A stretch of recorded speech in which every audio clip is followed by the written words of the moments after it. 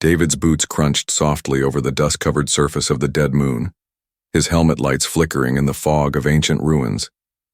His oxygen levels were low. His ship had crashed 2 hours ago, and he was searching for shelter before nightfall.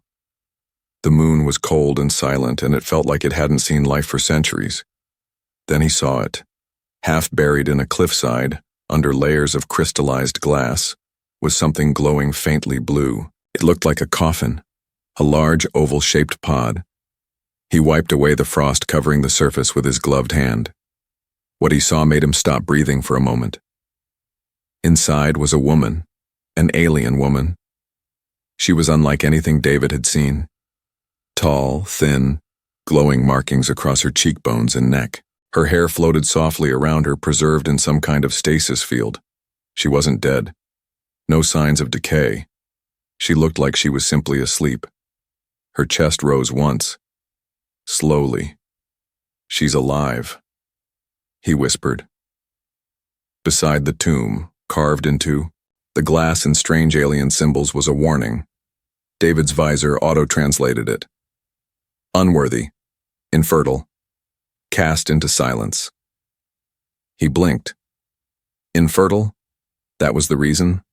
Another sentence below. No value to the bloodline, not to be touched. David stared at her. She looked so peaceful, so broken. And yet, something inside her was still fighting to breathe, fighting to live. He stepped back, unsure. Was this tomb sacred? Cursed? Suddenly his radio buzzed. Static, then silence again. He had no time left. The cold was rising. His thermal suit was failing. Either he slept out here and froze or took a risk. David pulled his toolkit from his belt. "Sorry, lady, but I'm not leaving you like this." He worked quickly, cutting wires, melting edges. The glass cracked slowly with a hiss. One final pull and the front of the tomb opened with a heavy breath of air, as if the moon itself was exhaling. The woman collapsed forward, caught in David's arms. She was warm. Her body trembled slightly. Her lips parted. A soft gasp left her throat. Her eyelids fluttered open. Deep violet eyes looked up at him, scared and confused. "Don't take me back," she whispered. David stared at her, stunned. Her voice was weak, fragile, but her words were clear. "You're safe," he said softly. "I'm not here to hurt you." Tears leaked from the corners of her glowing eyes. She pushed away weakly, crawling back toward the broken tomb. "Put me back, please." "No," David said gently. "You're not going back in there." "I'm not supposed to live," she cried, curling up. "I was punished. I can't give life. So they took mine." He knelt beside her. "What do you mean?" She looked up at him, anger mixed with pain. "I was born, but born empty. I cannot carry seed. I cannot make children. My clan, they said I had no purpose." David's jaw clenched. On Earth, women who couldn't have children didn't get buried in glass. "They said I brought shame," she whispered. "They buried me beneath the stars. Forever." David looked at the broken pod, then back at her. "Well, I don't care what they said." She blinked. "You don't?"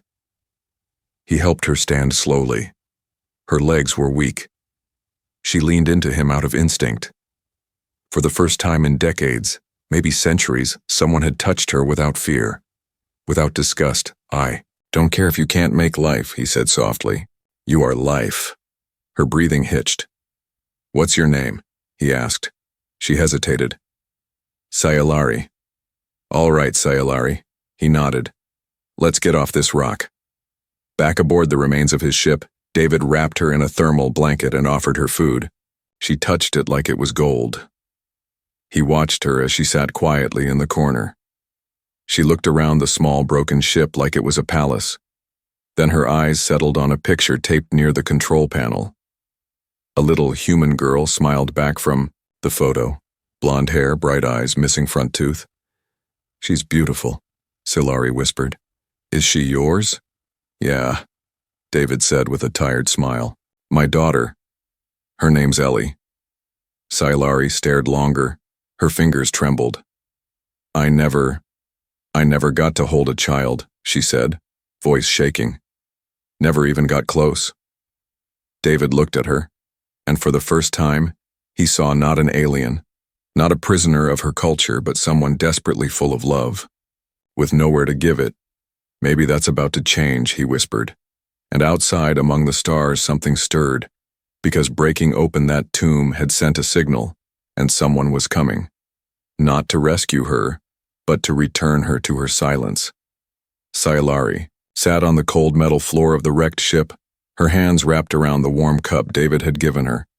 It wasn't just tea. It was the first warmth she had felt in years. Real warmth. Not the artificial comfort of stasis sleep, not the empty comfort of false rituals, but something real, something kind. But she didn't smile.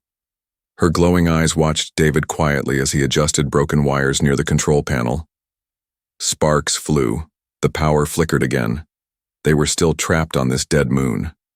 The ship had some life left, but not enough to fly. You should have left me in the tomb, Scilarri whispered. David paused. Why would I do that? She lowered her head. Because I don't belong out here. I was meant to stay buried. David stood and walked over to her. That's not a reason. That's just cruelty. She looked up at him, her voice softer. My people see it differently. Life is only honored if it gives more life. If a woman cannot bear children, she is seen as broken. David sat beside her. That's wrong. She turned her head. But that's the law of my people. I begged for a second chance. I trained to be a healer.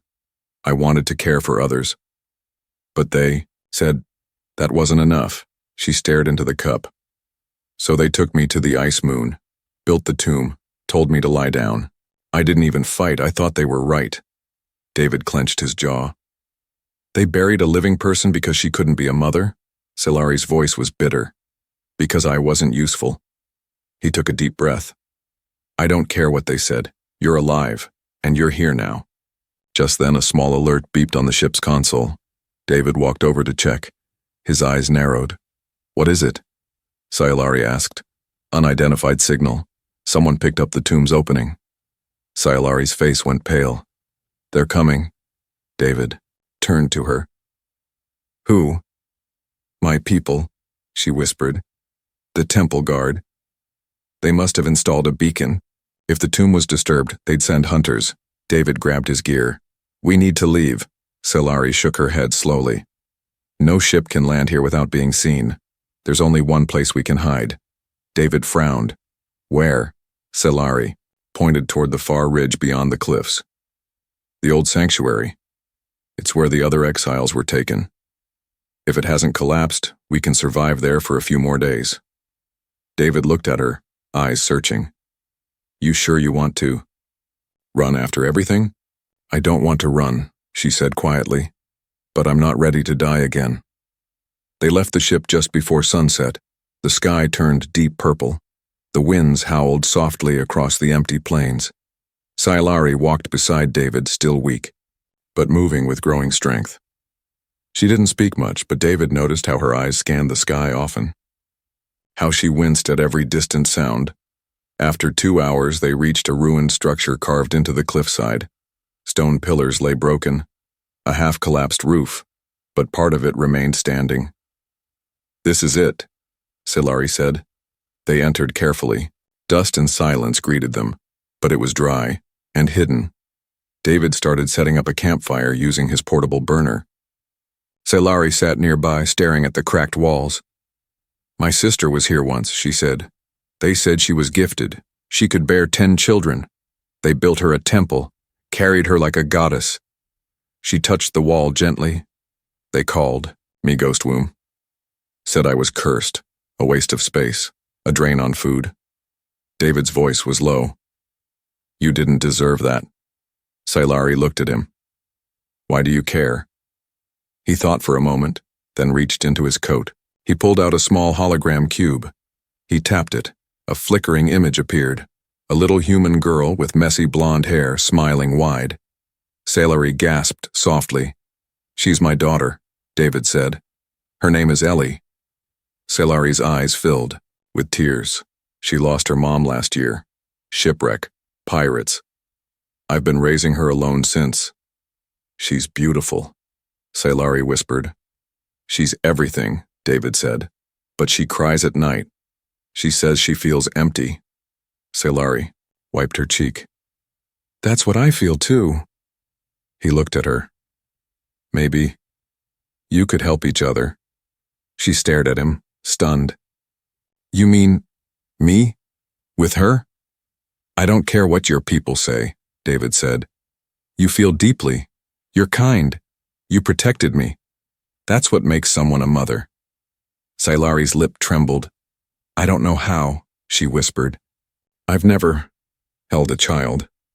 David smiled gently. "Then maybe it's time you learn." Outside, the sky rumbled. A ship was descending. The ship landed quietly outside the small human colony on Gyros 7, far from the icy moon. David had made it back after 6 long days of hiding, walking, and finally sending a distress beacon to the nearest transport hub. Now, they stood in front of a quiet little home on the edge of the colony. Salieri looked nervous. "This is your world?" she asked, staring at the human buildings made of metal and stone. "One of them," David replied. "Not Earth, but it's home enough for me." And Ellie. Her eyes moved slowly across the sky, at the warm sun, the sound of birds, and the laughter of children far away. She hadn't seen so much life in so long. Her heart beat faster. David opened the front door and stepped inside. "Ellie," he called softly. A small voice came from the back room. "Daddy?" And then a little girl ran into view. She was around 6 years old, barefoot, in a loose shirt too big for her hair tied up messily with a ribbon. When she saw Salieri, she froze. Salieri stepped back, her body tense. "She's afraid of me." But before David could answer, Ellie walked closer. "Are you hurt?" the girl asked. Salieri blinked, surprised. "No, I'm all right." Ellie reached out and gently touched Salieri's glowing wrist markings. "You're pretty," Ellie whispered. "Are you a space fairy?" David laughed. Salieri's mouth opened, but no words came. No one had ever called her anything kind before. David knelt beside Ellie. "Her name is Salieri. She's a friend. She's staying with us for a while, okay?"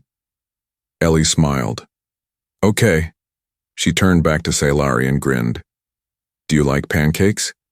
Salieri stared, confused. "What's a pancake?" That night, the 3 of them sat at the small kitchen table. Ellie had made the pancakes herself with far too much syrup and flour everywhere. But David didn't complain. He just watched as his daughter laughed and chattered and reached over to hold Salieri's hand while she talked. "Do you have kids?" Ellie asked suddenly. Salieri stiffened. David quickly said, "Ellie," but Salieri raised a hand. "It's all right." She looked down. "No, I never had children. My people said I wasn't able to. They sent me away for it." Ellie tilted her head. "That's silly. My stuffed bear can't have babies. I still love him." Salieri covered her mouth, trying not to cry. Later that night, after Ellie had fallen asleep, David found Salieri sitting outside on the porch, staring up at the stars. "She's bright," Salieri said quietly. "Like a small sun." David smiled. "Yeah, she's been through a lot, but she still smiles. She doesn't see me as broken. That's because you're not." She looked at him. "You don't even know me." "I've seen enough," he said. "You protected me. You walked across a frozen moon with me, and now Ellie laughs because of you." She turned her face toward him. "I still don't know what I'm supposed to be." David thought for a moment. Then he stood and handed her a small hollow photo. It was Ellie, curled up in a blanket, holding her stuffed bear fast asleep. "She asked if you could read her a story tomorrow," he said. "She wants you to sit beside her." Scilarri took the photo in trembling hands. Me? She whispered. She already likes you, David said. You don't need to be a mother by blood. You just need to care. The next morning, Scilarri woke early. She found Ellie in the living room, still wrapped in her blanket, rubbing her eyes. Did you sleep well? Scilarri asked gently. Ellie nodded. I had a dream you were singing. I don't sing, Scilarri said. You were, Ellie smiled. It was soft and warm. Then she pulled out a small children's book. Will you read this to me? Scilarri held the book carefully like it was made of glass. Yes, she said quietly. I would like that. She read in a strange accent, slowly at first, then with more feeling. Ellie listened with wide eyes, cuddled beside her. When the story ended, Ellie leaned her head on Scilarri's shoulder. Can I call you something? She asked. What do you mean? Can I call you Aunt Star? Scilarri didn't speak. She couldn't. Her throat tightened. Her eyes burned. She nodded. Ellie smiled and fell asleep. But across the stars, a dark ship moved through hyperspace. Inside, the message from the tomb pulsed on a screen. Subject, Sterility, stasis violated status, recovery, required authority. Honor guard outcome, return or terminate. The commander of the ship stood tall, his armor shining, his eyes cold. She will return, he said, or she will not return at all. A peaceful morning light filled the small home as Scilarri stood in the kitchen, awkwardly holding a spatula while trying to copy the way David made pancakes. She had never cooked before, never stood in a kitchen, never even been allowed to prepare food. But Ellie had asked her to make breakfast today and she had said yes. Now the pancake batter was dripping from the ceiling. David entered and burst into laughter. I think you started a syrup storm. Scilarri looked at the mess, then at Ellie, who was giggling under the table, and something strange happened. She laughed. Not just a polite laugh, but a real, deep, warm laugh that she didn't know still existed inside her. She felt alive. But far above their peaceful world, in orbit, a ship had arrived. Silent. Black. Marked with the blood-red crest of the Talari. Honor guard inside, Commander Valor watched the surface with burning eyes. Her signal is confirmed. She's down there, he growled. And she's no longer in stasis. Prepare a retrieval squad. If the human interferes, eliminate him. The soldiers nodded silently. They wore cold silver armor and carried shock spears charged with plasma. Commander, Valor sneered. No exile lives, not even her. Later that afternoon, David and Scilarri walked together through the colony market. Ellie rode on David's shoulders, pointing at colorful stalls and yelling out every fruit name she could remember. Scilarri walked beside them, hands clasped. She still wore the robe David had stitched for her. Soft gray fabric with little blue. Flower patterns Ellie insisted on. But while the market was full of life, Scilarri felt it. Something off. Her body tensed. She glanced at the sky. No ships, no strange sounds. But her instincts screamed something was coming. You feel it too? David asked quietly. She nodded. They're close. I can feel them through the air. Should we go back home? No, she whispered. We should run. David nodded. Ellie, he said calmly. Want to play a running game? She giggled. Yes. Good. Hold tight. David took off with Ellie clinging to his back, while Scilarri moved fast beside him, weaving through crowds, her markings dimming as her body prepared for danger. Behind them, 3 cloaked figures entered the market. Their scanners flashed red. Target. Confirmed. The family didn't go home. Instead, David led them to an old mining shaft outside the colony, abandoned, dark, but hidden. They crouched in silence, heartbeats pounding. Ellie was frightened, clutching her stuffed bear. Scilarri held her close. I won't let them take you, she whispered. David checked his weapon, a small plasma blaster, half-charged. Not enough to fight a squad, he muttered. You shouldn't have to fight for me, Scilarri said quietly. I'm not fighting for you, David replied. I'm fighting with you. That's what family does. Sailari's eyes glowed faintly. She had never been called family before. Then footsteps echoed above. They were here. The first soldier dropped into the shaft.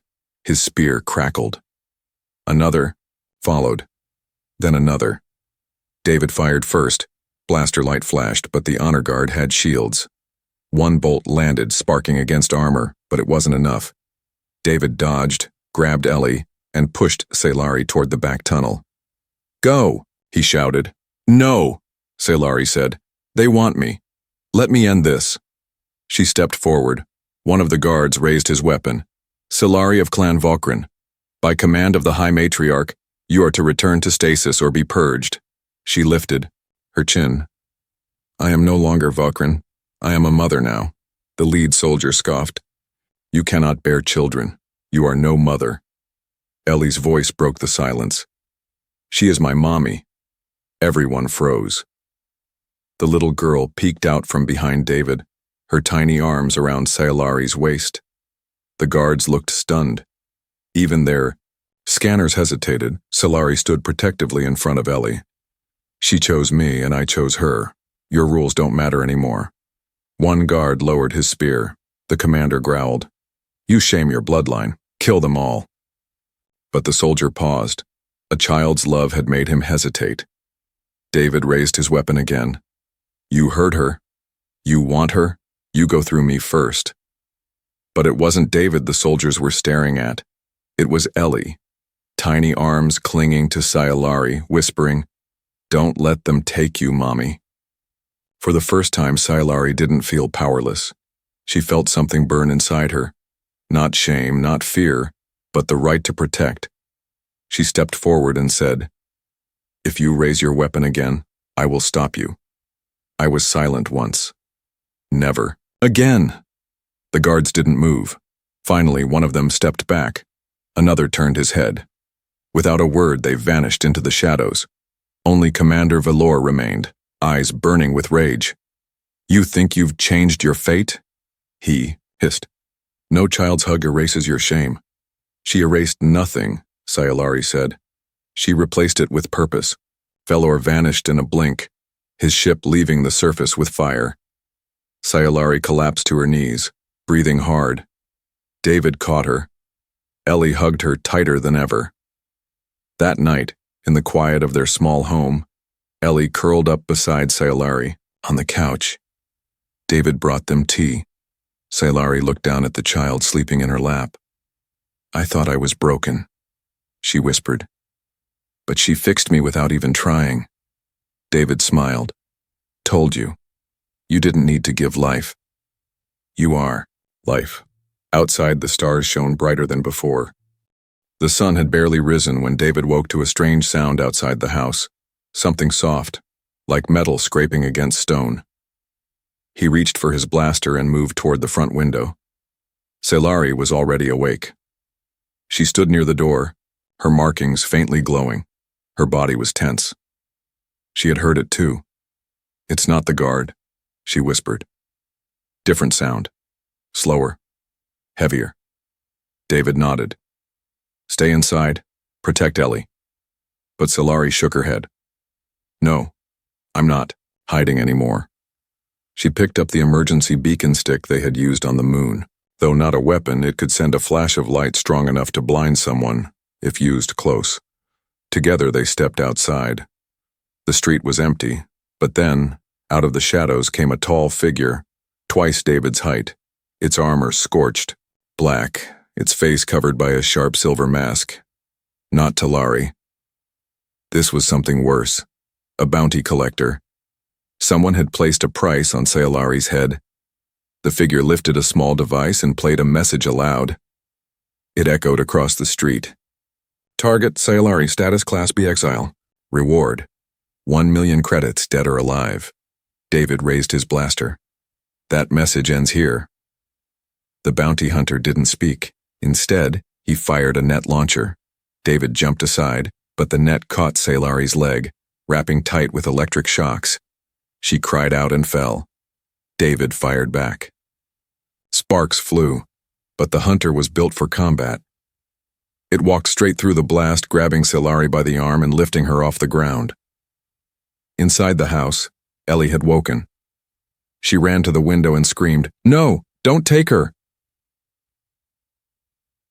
The scream echoed, and something inside Silari snapped, not in fear, but in rage.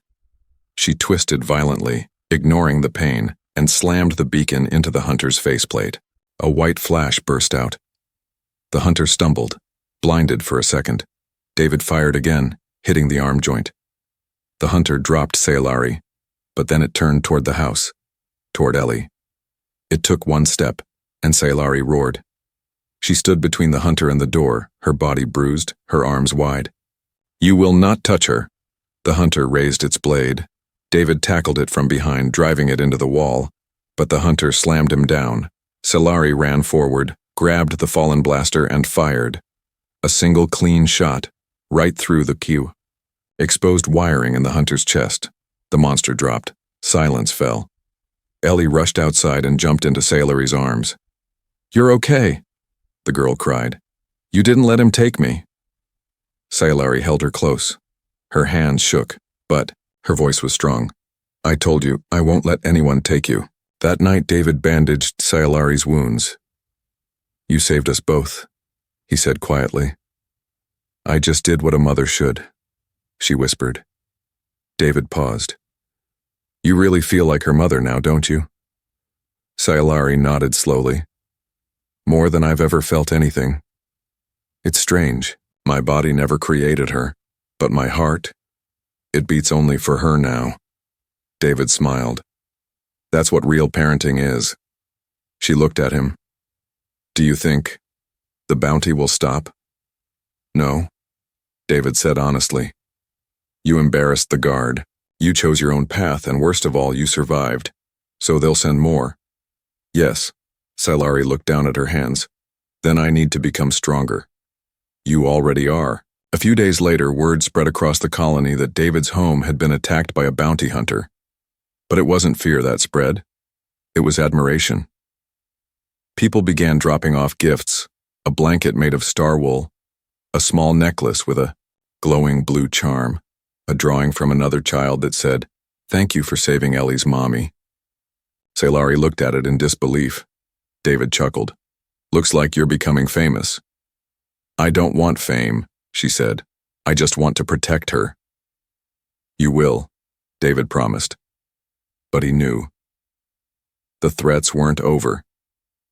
He looked at Silari, the way she held Ellie, the way she smiled now, and he knew something else. She wasn't just becoming a mother. She was becoming a force, and the galaxy had no idea what it had awakened when it broke her heart. A soft wind moved through the colony as Silari stood alone under the stars, her glowing eyes focused on the darkness above. Something in the sky pulsed. A distant light. Not a star. Not natural. Her body shivered. She felt it. "They've sent someone new," she whispered. Inside the house, David was working on a backup shield generator, his hands covered in grease. Ellie slept nearby with her stuffed bear beside her, safe, dreaming. But Silari couldn't sleep. Not anymore. That night, a message came through the old communication panel in David's workshop. A deep voice crackled through. "To the exile," called Silari. "You've shamed the bloodline, you've rejected tradition. Return willingly or face judgment. This is your final summons." David clenched his jaw. "They're not stopping." Silari turned from the panel. "They won't until I surrender or until they take me by force. We'll fight." "No," she said softly. "I can't let Ellie see more of this. I won't let her live in fear." David walked to her, sighed. "You're not alone." Silari looked at him. "But I brought this danger to your home, to your daughter." "She's your daughter too," David replied. Her hands trembled. "Then let me do what a mother must," she whispered. The next morning, David awoke to find a note. It was written in Silari's careful handwriting. "Don't follow me. They'll stop hunting you if I return. I have no regrets. I held her. I loved her. That was more than I ever dreamed. He cursed, grabbed his weapon, and scanned for her signature. It was fading, moving fast toward the desert ridges beyond the colony. He didn't wait. Scifi stood alone on the landing platform where the honor guard had told her to come. The black ship hovered silently above. Its ramp opened with a hiss. Inside stood the High Enforcer, tall, sharp-eyed, armored in gold. "You've chosen to return?" he asked. Scifi stood tall. "I've chosen to stop the hunt." "You accept your sentence?" She didn't answer. Instead, she said, "I held a child who called me mother. I saved her life. I read her stories. I gave her warmth." The Enforcer's eyes narrowed. "None of that changes your failure." "Then your laws are broken," she said. He raised his staff. "Kneel." But before she could move, David appeared at the top of the hill, dust rising behind him. "No one's kneeling." "Today," he shouted. The soldiers turned. Weapons lifted. David kept walking. "I told you not to follow me," Scifi said, her voice shaking. "And let you walk into a trap?" he said. "Not a chance. She's our daughter. I won't let her lose another mother." The Enforcer stepped down. "You interfere again, human, and we will destroy your bloodline." David raised his blaster. "Try it." Before the first shot could be fired, a new voice echoed across the rocks. "Stop." Everyone turned. Ellie. She stood between the hills, tiny, afraid, but brave. "She's my mommy," Ellie shouted. "You can't take her." The wind paused. Even the Enforcer hesitated. Scifi ran to the girl and dropped to her knees. "I told you to stay," she whispered, tears running down her face. "I don't want you to go," Ellie cried. "Please don't leave." Scifi hugged her tightly. "I don't want to either." The Enforcer's voice boomed again. "This is not your child." "She chose me," Scifi said, standing now, holding Ellie's hand. "And I chose her." The Enforcer raised his staff. "Then so be it. Both will die." Before he could strike, Scifi did something no Talari exile had ever done. She reached for her family crest, the one burned into her skin when she was cast out, and ripped it from her body. "I renounce the bloodline," she said. "I am not Talari anymore. I am hers." The ground trembled, her glow dimmed, then reignited stronger. The Enforcer stepped back. "You cut the bond?" "No," Scifi said. "I broke it." Behind her, the desert lights began to flicker. Other exiles had heard the message. Others who had been cast out for the same reason. They had been watching, waiting, and now they were rising. The black ship retreated. The Enforcer, stunned, gave no command. He stared at the family in silence. Then he turned and walked away.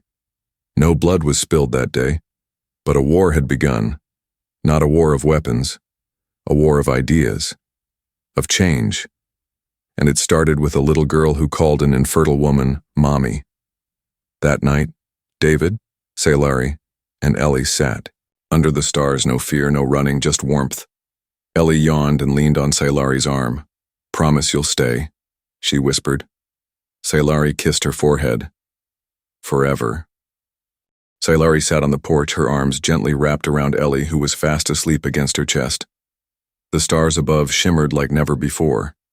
She remembered staring at them through frozen glass, buried alive in silence, waiting for the end. Now the same stars watched her in a different way. She was no longer alone. She was no longer unwanted. David stepped outside, carrying 2 mugs of tea. "Still can't sleep?" Scifi smiled faintly. "No. But this time, it's not fear keeping me awake." David sat beside her, handing her the mug. "What is it then?" She looked down at Ellie and whispered, "Joy, and a little confusion." David chuckled softly. "Confusion's normal when you're a parent." Scifi's voice grew quiet. "She trusts me. She clings to me. She even smells like me now, as if I belong." "You do belong," David said. Scifi hesitated. "Even though I'm not human? Even though I can't give her more siblings?" David looked at her seriously. Family isn't just about blood or biology. It's about choice. Commitment. You love her. She loves you. That's more than enough. Scilarri nodded, eyes glowing softly. A wind blew gently across the colony, but for once it didn't carry fear. It carried peace. In the following days, something unexpected began to happen. Whispers spread across the outer colonies of an exile who rejected her cruel tradition, who found a home among humans, who became a mother through love alone. Other exiles began arriving, one by one, quietly, cautiously. Women from different clans, marked as useless, hidden for years, cast out into silence. They came seeking shelter and hope, and Scilarri welcomed each one. David helped build extra rooms behind their home. Ellie greeted every visitor with hugs and giggles. She asked each of them, "Do you like pancakes?"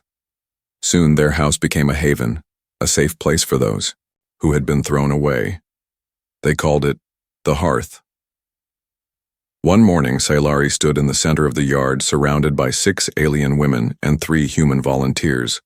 They were teaching survival, cooking, and language. Scilarri watched Ellie explain how to grow strawberries in a dirt box. "She's a better teacher than me." Scilarri smiled. David, walking by with a box of tools, replied, "She learned from the best." One of the women, Norelli, approached Scilarri with trembling hands. I heard what you said to the enforcer," she whispered. "How you broke the crest." Scilarri nodded gently. Norelli asked, "Does it hurt?" Scilarri looked down at the scar on her arm, then up at Ellie chasing butterflies in the grass. "It hurt for years," she said softly. "But not anymore." Norelli smiled with tears in her eyes. "I want to do it too," she said. That evening, under the soft glow of lanterns, Scilarri sat with each woman, helping them remove the markings of exile. They were not destroying their history. They were writing a new one. One by one, they reclaimed their right to live with dignity. One night, while Ellie slept in bed with her bear and 2 alien aunties curled up nearby, Scilarri walked outside and looked at the stars again. David joined her. "Feels different now, doesn't it?" he asked. "Yes," she whispered. "For the first time, I don't feel cursed." He placed a hand on her shoulder. "You were never cursed. You were just waiting to be seen." Scilarri looked into his eyes. "You saw me when I couldn't even see myself." "You saved yourself," David said. "I just opened the tomb." Scilarri's eyes shimmered. "Thank you for giving me a place." He smiled. "It was never my place to give. You made it yours." Months passed. The hearth grew. Alien and human children played together. Laughter filled the air. New families formed, some chosen, some bonded by experience. No one asked if a woman could bear life anymore. They only asked if she could love, and Scilarri loved more than she ever thought possible. She became the first voice in a new movement, not a rebellion, but a redefinition. She spoke in colonies and councils. She told the story of a child who saw a mother in someone no one else wanted, and hearts began to shift. One day, Ellie ran inside holding a leaf crown. She placed it on Scilarri's head. "You're the queen of moms," she said proudly. Scilarri smiled, tears in her eyes. "Then you must be my princess." Ellie giggled. "Forever?" "Forever," Scilarri said. And so, the woman once buried for being empty was now surrounded by life. She didn't give birth to children. She gave birth to hope, to family, to a new way of thinking. She was no longer Scilarri the exile. She was Scilarri, the mother.